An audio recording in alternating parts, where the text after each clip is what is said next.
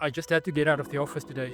The reason being that, I'm a chartered accountant and registered auditor, registered with the auditing board in South Africa, and know my way around compliance a fair bit. But today and basically this week, I dealt with auditors. You see, I'm responsible for compliance and accounting in basically 3 different jurisdictions, one being Saudi Arabia, the other Dubai and South Africa. And as an auditor, or used to be, I am being audited. You guys sitting on the receiving end of an audit would know what I mean. Sometimes it can get a lot. It's quite hectic. And it just goes to show that, the nuances of running businesses in various countries is subtle, but they're there. As an auditor and being audited in South Africa, you get used to these concepts of professional judgment, materiality, sample sizes, haphazard selections, and so forth. And you know your way around these elements in an audit and an audit file.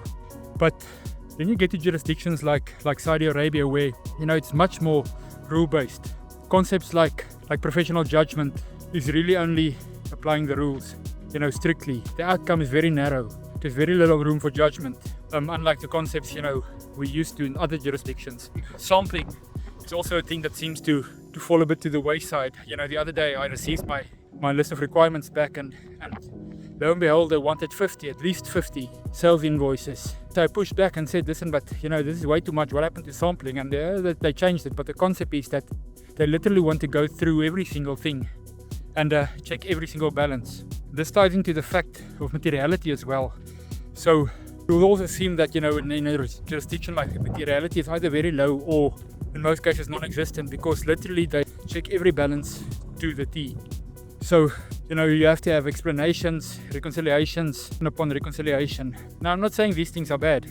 What I'm just saying is that when you plan your offshore excursions and your foray into different jurisdictions and countries, be sure that you understand these little nuances, which might become very rule-based and tedious if you're not willing to entertain these things compared to jurisdictions like South Africa, which is seemingly much more acceptable and acceptance they have on compliance to some extent.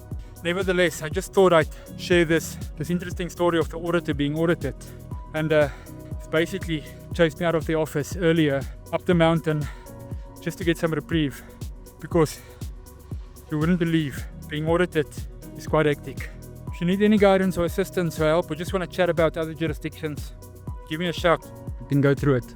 All the best.